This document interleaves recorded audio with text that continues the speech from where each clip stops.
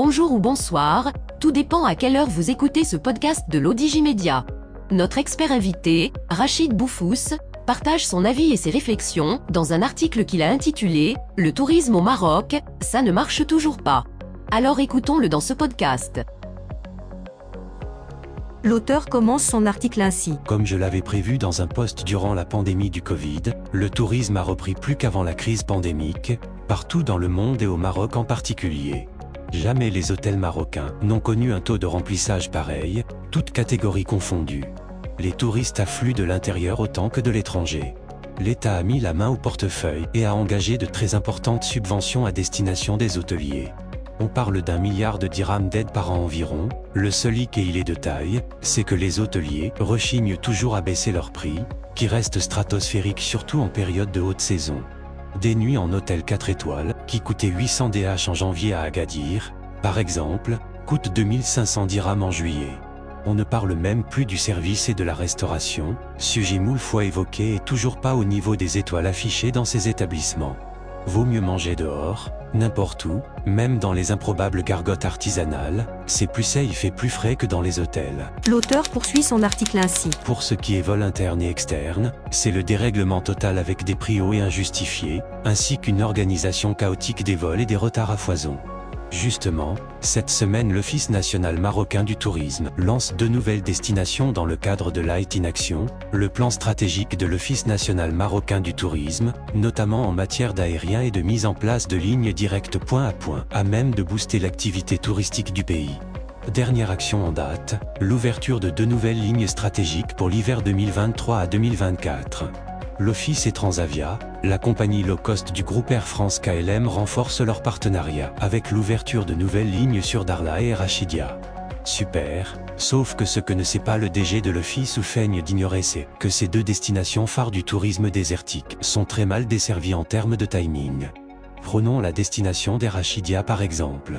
Les vols internes de la rame arrivent le soir à minuit et il faut encore prendre une voiture ou le bus des voyagistes pour faire 120 km et 2h10 min de trajet pour arriver dans les bivouacs et hôtels de Merzouga, destination finale prisée par les touristes à travers une route étroite, dans la nuit noire. Le vol de retour, quant à lui, est prévu à 7h du matin et il faut être à l'aéroport 1h30 au moins à l'avance. Bonjour les insomnies.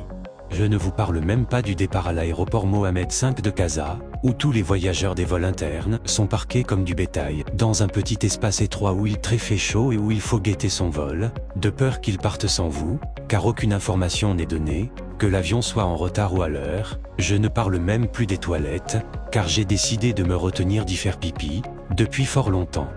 Tout ce que je raconte est de l'expérience vécue et revécue à maintes reprises.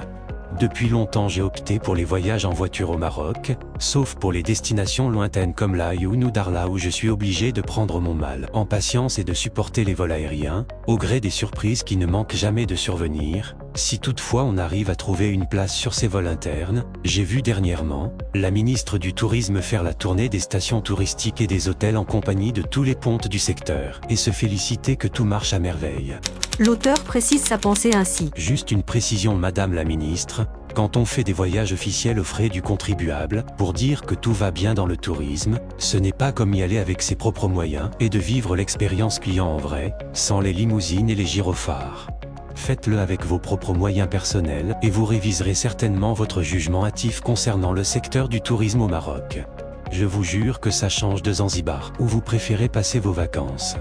L'auteur conclut son article ainsi. Bref, en attendant que les autorités en charge du tourisme et les professionnels du secteur se réveillent de la torpeur, dans laquelle ils baignent depuis fort longtemps, n'ayant décidément tiré aucune leçon des manques et des règlements du tourisme local, les Marocains qui le peuvent, et ils sont de plus en plus nombreux, vont passer leurs vacances en Espagne, au Portugal, ou en Turquie, où on sait ce qu'est le tourisme et où les prix du séjour touristique, de qualité par ailleurs, sont très nettement inférieurs aux prix pratiqués localement au Maroc. Pourtant, notre pays est merveilleux et la diversité des sites et des lieux de villégiature est juste incomparable. Toutefois, tout ceci n'est malheureusement pas mis en valeur en matière de découverte ou d'information, en plus d'avoir la triste sensation de se faire flouer à chaque fois qu'on foule le sol d'un hôtel ou d'un avion. In fine et malgré les efforts fournis, le tourisme ne marche toujours pas au Maroc. à méditer à la rame, à l'Office national marocain du tourisme et au ministère du tourisme. Rédigé par Rachid Boufous, élu par l'intelligence artificielle de l'ODJ Média.